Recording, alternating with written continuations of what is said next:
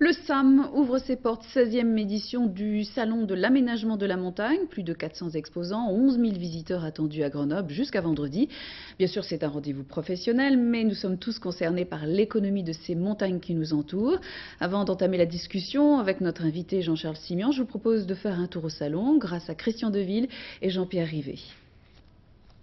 Il y a 17 ans, j'étais à l'époque dans une entreprise de construction métallique et j'ai découvert des produits dans une station de sport d'hiver et j'ai eu l'idée de commercialiser et de vendre et de fabriquer ces produits. Bernard Gromier et son entreprise Secomat forment l'un des symboles du dynamisme alpin en matière d'aménagement de la montagne. Parti seul avec son épouse, cet autodidacte emploie aujourd'hui 10 salariés et exporte près de 10% de ses produits de sécurité et de signalisation jusqu'au Liban et au Chili, à Ushuaia. Au SAM, ces petites unités côtoient sans complexe les mastodontes de l'exportation. Elles ont pour particularité les liens familiaux qui unissent leurs dirigeants et un savoir-faire reconnu dans des secteurs bien particuliers. Ainsi, 3 frères sont à la tête de MIA, entreprise paysagère créée par leur grand-père, qui vient de réaliser l'engazonnement de l'hippodrome d'Athènes. Encore plus fort, encore plus haut avec Prisme, auteur de plus de 60 via ferrata et parcours acrobatiques en France, Italie, Suisse et Hong Kong. À Hong Kong, nous avons mis en place un parcours acrobatique sur une tour qui fait 380 mètres de haut, tour béton. Et au sommet de cette tour, nous avons installé un rail où les utilisateurs se promènent tout autour de la tour avec le vide 380 mètres au-dessus. Pour les 430 exposants de ce SAM 2004, exporter devient de plus en plus nécessaire, d'autant plus que la demande ne fait que croître. Celle-ci provient principalement de la Russie et de ses anciens satellites, comme la Slovaquie, la Bulgarie, qui le 1er mai prochain intégreront la communauté européenne. Pour les aménageurs de la montagne, l'horizon est donc d'un beau bleu et blanc, comme cette neige artificielle produite sous une température de près de 25 degrés. Et nous retrouvons notre invité Jean-Charles Simian. Bonsoir. Alors Bonsoir. vous avez 2 casquettes, le SNTF, le syndicat national des téléphériques, et bien sûr coprésident du SAM. Et vous avez le sourire en ce moment. Mais oui, d'abord pour le SAM. Je viens de quitter l'inauguration du SAM, un SAM en progression de 10%, un SAM qui est maintenant le leader mondial dans la spécialité. Il n'y a d'ailleurs plus que 2 grands salons mondiaux, celui d'Innsbruck et celui de Grenoble, qui sont maintenant en alternance une année sur l'autre, alors qu'avant ils étaient la même année. Alors, beaucoup de visiteurs étrangers aussi déjà croisés au SAM aujourd'hui. Alors on se recentre sur la montagne, je mets les pieds dans le plat, on parle de la reprise de la course à l'investissement et au suréquipement. Alors, je ne suis pas d'accord avec cela.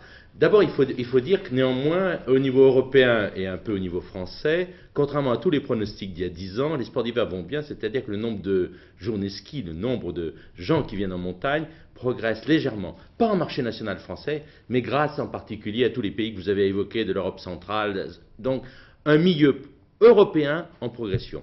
Dans ce milieu européen, une concurrence. Et la France était en retard.